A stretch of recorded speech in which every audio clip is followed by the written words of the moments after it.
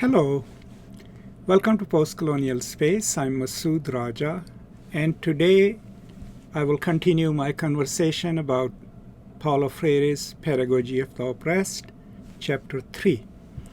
And in today's reading and conversation, I will conclude our discussion of Chapter 3, and then maybe the next video in this series will be just a summary of Chapter 3. Now, if you have watched all the videos on Chapter 3, you already know that this is the chapter in which Freire is actually introducing his praxis, his mode of doing what he calls problem-posing education, right? And the chapter started with a discussion of dialogue, what it means, and the dialogic mode of education. We have already watched videos about the first stage of developing a curriculum, pre-literacy curriculum, which involves studying alongside the people a given thematic universe, collating and collecting materials in the second phase and developing study materials, codifying it, always with the input of the people. And in the final stage, after the third stage of collecting the materials and having involved specialists, the materials are kind of formed, and the specialists, sociologists, psychologists, are involved in the process. And in the final stage, he discusses how the material is put together, how is it organized, and what is important to keep in mind. So that's what this video is about. It probably would be a bit longer, but bear with me. So here, as always, I'll read a part of the chapter and then come back and talk about it. There'll be probably 2 readings and then concluding discussion after that. So here we go with reading from page 119. So this entire video is from page 119 to 124, which is the end of chapter 3. Once the decoding in the circles has been completed, the last stage of the investigation begins as the investigators undertake a systematic, interdisciplinary study of their findings. Listening to the tapes recorded during the decoding sessions and studying the notes taken by the psychologists and the sociologists, the investigators begin to list the themes, explicit or implicit, in the affirmations made during the sessions. These themes should be classified according to the various social sciences. Classification does not mean that when the program is elaborated, the themes will be seen as belonging to isolated categories, but only that a theme is viewed in a specific manner by each of the social sciences to which it is related. The theme of development, for example, is especially appropriate to the field of economics, but not exclusively so. This theme would also be focalized by sociology, anthropology, and social psychology, field concerned with cultural change and with the modification of attitudes and values, questions which are relevant to a philosophy of development. It would be focalized by political science, a field concerned with the decisions which involve development, by education, and so forth. In this way, the themes which characterize a totality will never be approached rigidly. It would indeed be a pity if the themes, after being investigated in the richness of their interpretation with other aspects of reality, were subsequently to be handled in such a way as to sacrifice their richness and hence their force to the strictures of specialties. Once the thematic demarcation is completed, each specialist presents to the interdisciplinary team a project for the breakdown of his theme. In breaking down the theme, the specialist looks for the fundamental nuclei, which, comprising learning units and establishing a sequence, give a general view of the theme. As each specific project is discussed, the other specialists make suggestions. These may be incorporated into the project and/or may be included in the brief essays to be written on the theme. These essays, to which bibliographic suggestions are annexed, are valuable aids in training the teacher-student who will work in the culture circles. During this effort to break down the meaningful thematics, the team will recognize the need to include some fundamental themes which were not directly suggested by the people during the preceding investigation. The introduction of these themes has proved to be necessary and also corresponds to the dialogical character of education. If educational programming is dialogical, the teacher-students also have the right to participate by including themes not previously suggested. I call the latter type of theme hinged themes due to their function. They may either facilitate the connection between two themes in the program unit, filling a possible gap between the two, or they may illustrate the relations between the general program content and the view of the world held by the people. Hence, one of these themes may be located at the beginning of thematic units. The anthropological concept of culture is one of these hinged themes. It clarifies the role of people in the world and with the world as transforming rather than adaptive beings. Once the breakdown of the thematics is completed, there follows the stage of its codification, choosing the best channel of communication for each theme and its representation. A codification may be simple or compound. The former utilizes either the visual, pictorial or graphic, the tactile or the auditive channel. The latter utilizes various channels. The selection of the pictorial or graphic channel depends not only on the material to be codified, but also whether or not the individuals with whom one wishes to communicate are literate. After the thematics has been codified, the didactic material, photographs, slides, film strips, posters, reading texts, and so forth, is prepared. The team may propose some themes or aspects of some themes to outside specialists as topics for recorded interviews. So, as is obvious in the reading, there are two important things to keep in mind in this reading. This is the final stage of developing literacy materials. This is where the data gathered by the investigators, but also provided by the local volunteers, is arranged into different themes. And in that process, the specialists are involved, the economists, right, developmental theorists, right, psychologists. Each one of them categorizes each major theme according to their specialty. But what he's also guarding against is over-specialization. Each theme might fall into development, but that is connected to economics, right? That is connected to maybe labor. So what he's saying is while these people are studying their themes, within their area of specialization, there has to be open interdisciplinarity. That connection from one theme to another theme must be maintained. And those two brought together will decide the curriculum. Then is the significance of hinged themes. What does he mean by it? So hinged themes are materials that might be included in a beginning of a unit, which may not have come up in the investigation, but which are necessary to connect one theme with the other or to articulate a certain idea that is significant to the entire project, right?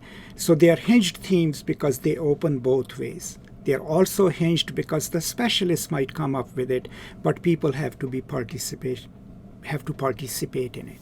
One good example that he gives of a hinged theme is the anthropological view of the culture. So what is that? Now, the anthropological view of the culture, which he explains at several places, is this view that culture is not something outside of human beings. We create it, right? We live in it, anthrocentric, right? So human beings live in a given culture and have the power to change it, right? And have the power to transform it. So human beings are not passive recipients of a cultural dictate, but are transformative agents. So maybe that needs to be included as an introductory unit so that the people participating in this project in which they have contributed first question the nature of culture itself and their own role as well. So remember, the emphasis in this method is to recognize our lived condition and which theme governs it, then detach it from us, objectify it, make it into an object of study, which can be a picture, which can be a story, which can be a recorded interview. And then it becomes an object of study. And then people are studying their own represented lived condition, decoding it. And in the process, psychologically and otherwise, they become aware of their own lived condition. That's the hope. So before I go on to reading further, the second reading, as I had promised, after the second reading, I will also, I guess, discuss the two footnotes that I think are significant. So let's go on to read further and then come back and see what we gather. So I'm going to put these footnotes on the screen first and then come back and talk about them a little more, because I think the note 37 and 38 are really important. So the note 37 suggests, note that the entire program is a totality made up of interrelated units which in themselves are also totalities. The themes are totalities in themselves, but are also elements which in interaction outside the thematic units of the entire program. The thematic breakdown splits the total themes in search of their fundamental nuclei, which are the partial elements. The codification process attempts to retotalize the disjoint theme in the representation of existential situations. In decoding, individuals split the codification to apprehend its implicit theme or themes. The dialectical decoding process does not end there, but is completed in the retotalization of the disjoint whole, which is thus more clearly understood, as are also its relations to other codified situations, all of which represent existential situations.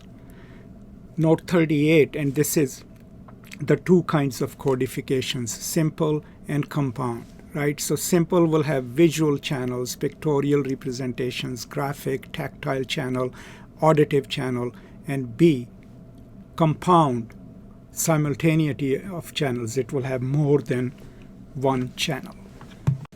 So as I just read, 37 is basically explaining that the entire program now being made is interrelated. Right? So each unit is a totality, development, poverty, right? But then it is related with another unit. So at any given time, the entire program has to have a theme which is a totality in itself, by which he means is that it has constituent parts. The only way we can understand a totality is by knowing its constituent parts. But the way we learn about it is that I offer you a totality of your existential situation as you informed me. Then I ask you to break it down. And when you break it down, then you will understand that totality, existentially, but also philosophically. So each unit is a totality, but it's also a part of a whole curriculum, right? And then when we offer that curriculum, these are connected themes, but in the process of deciphering them, we learn their constituent parts, right? And that constitutes the whole totality of any given place. Note 38 then explains the two kinds of codifications, two kinds of materials that will be prepared. A is simple codifications, right? Visual, it can have visual mediums, pictures, graphic information, paintings, right? All of these will be anything tactile, like made into something that people can touch and feel, right? and auditive, anything taped, right? All of these will constitute the teaching units. That's the simple. But each one may be focusing on one channel. A more complex or compound codification is when you offer different channels simultaneously. So you start with, let's say, the interpretation of an image, right?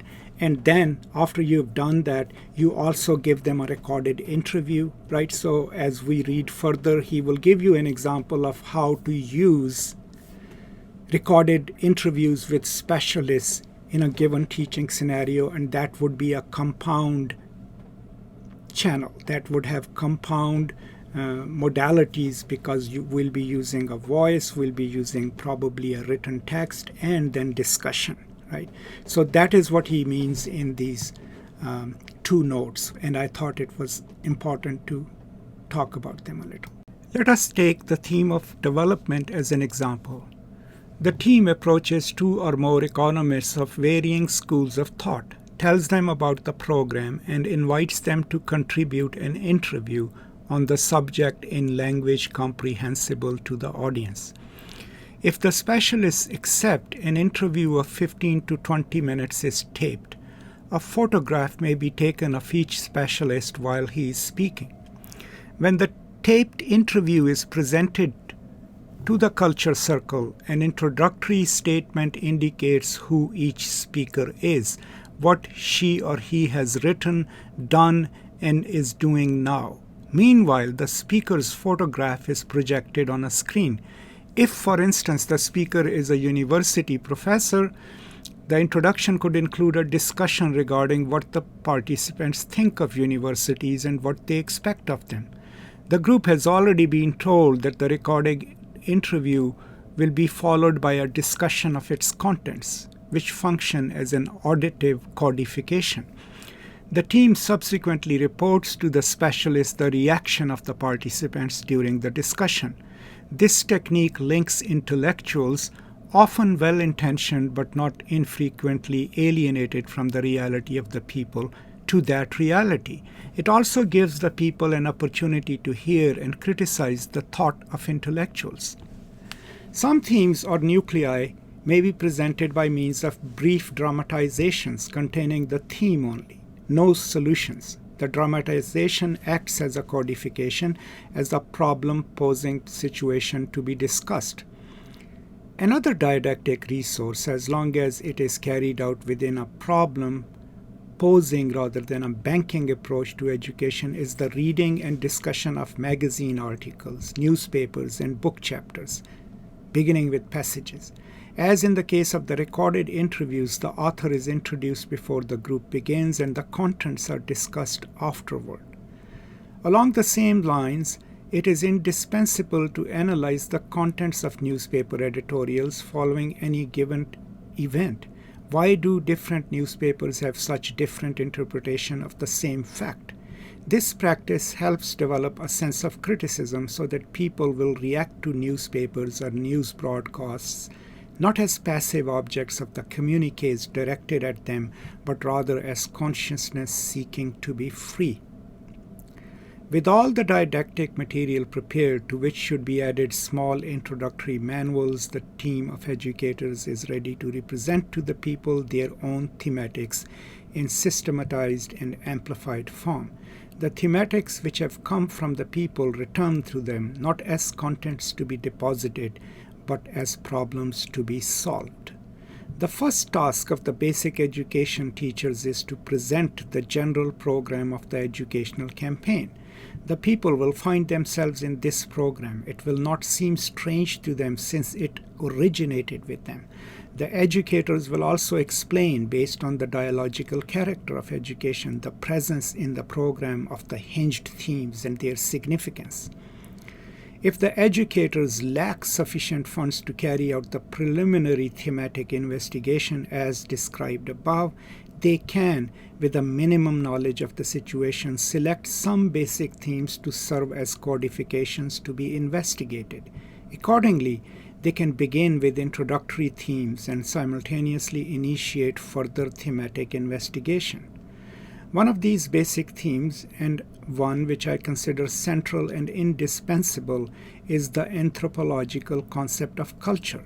Whether men and women are peasants or urban workers, learning to read or enrolled in a post-literary program, the starting point of their search to know more, in the instrumental meaning of the term, is the debate of the concept.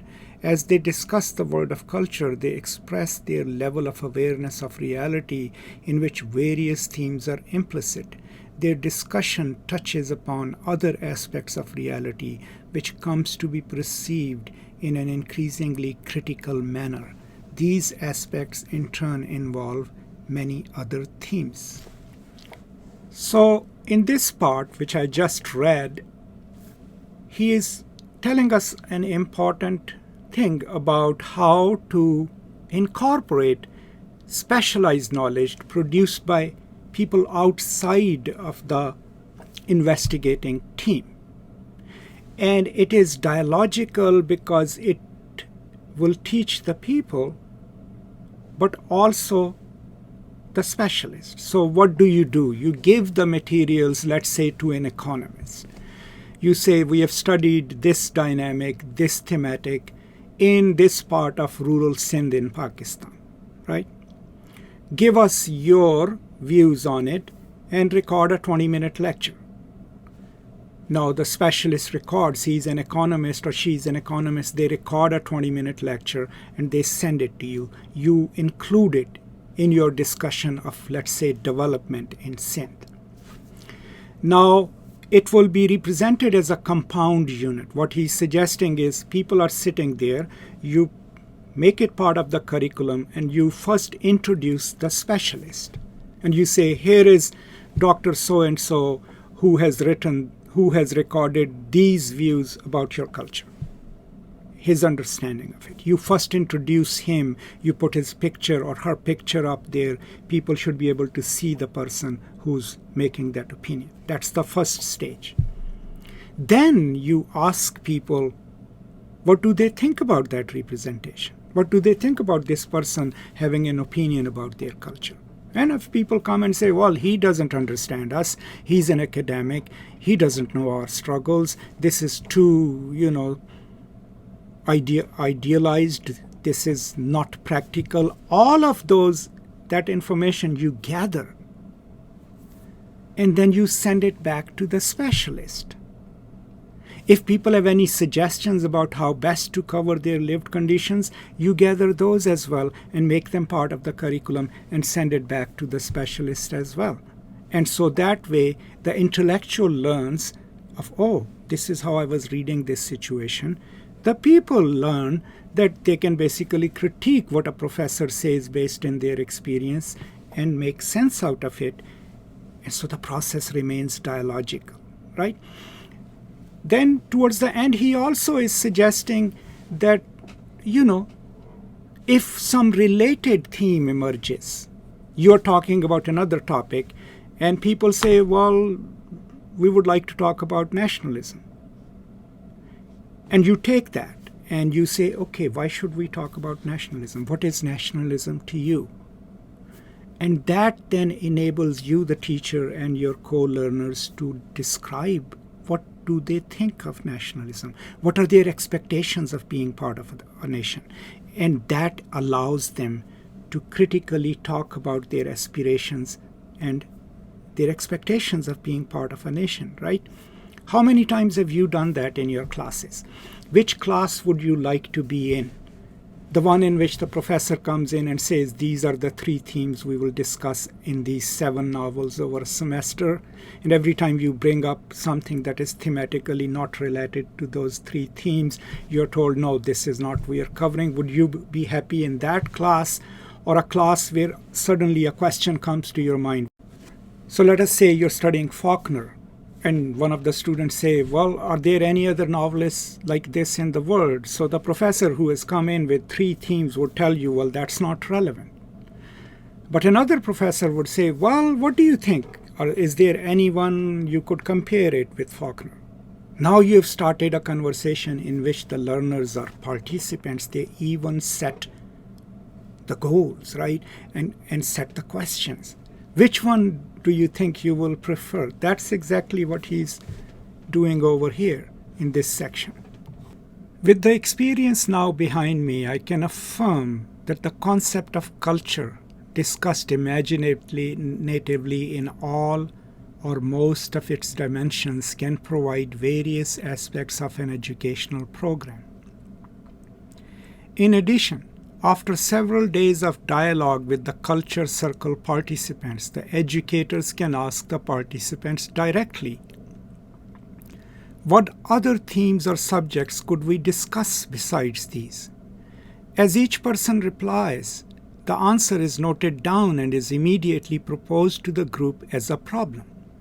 One of the group members may say, for example, I would like to talk about nationalism. Very well, says the educator, noting down the suggestion, and adds, what does nationalism mean? Why is a discussion about nationalism of any interest to us? My experience shows that when a suggestion is posed as a problem to the group, new themes appear.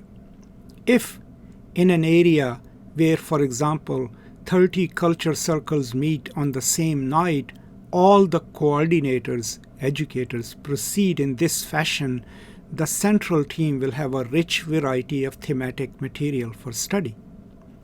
The important thing from the point of view of libertarian education is for the people to come to feel like masters of their thinking by discussing the thinking and views of the world explicitly or implicitly manifest in their own suggestions and those of their comrades. Because this view of education starts with the conviction that it cannot present its own program, but must search for this program dialogically with the people. It serves to introduce the pedagogy of the oppressed, in the elaboration of which the oppressed must participate. Okay, so this was the final passage of this chapter. He has explained to us in this chapter what is a dialogue, what is dialogical education, how to go about figuring out what are the themes that govern a certain territory, how should the investigators go in and research the thematic universe, how to codify it, how to collate data, how to make it interdisciplinary, and how during all these stages the people need to be participants of that. Then he has taught us how to develop the teaching materials, auditory, visual, how to engage with them, how to create hinged themes that connect one with the other. He has explained to us the anthropological view of culture in which people are participants in transforming a culture. And then we go to the last paragraph.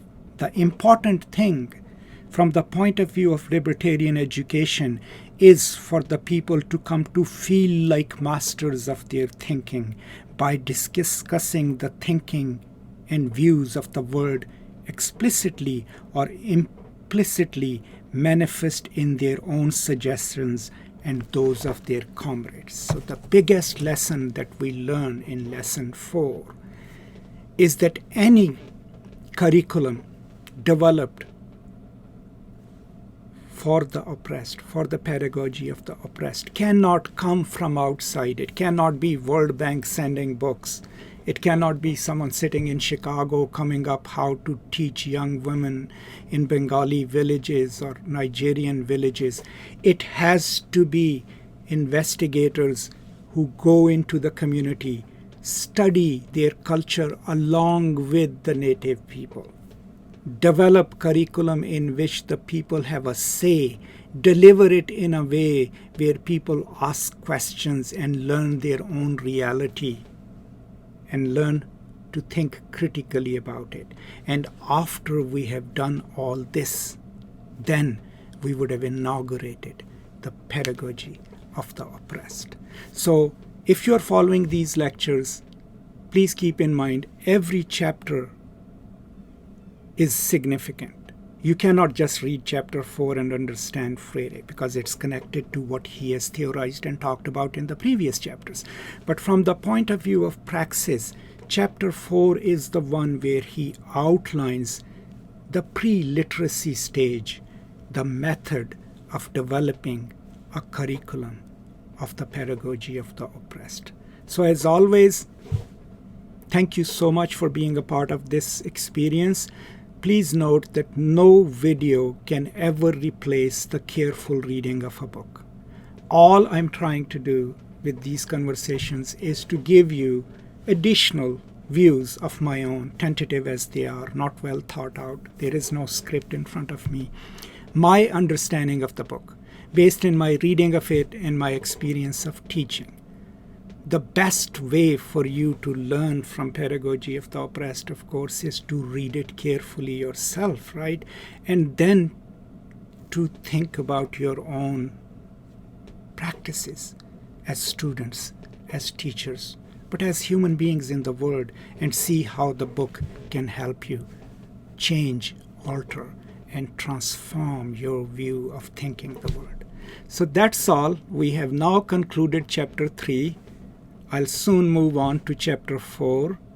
As always, thank you so much for being with me in this journey. And if you have any questions that I can answer in the comments, please post them below. And as always, take care of yourselves, take care of those around you, and I will now see you next time. Until then, as always, from me to you, peace and love.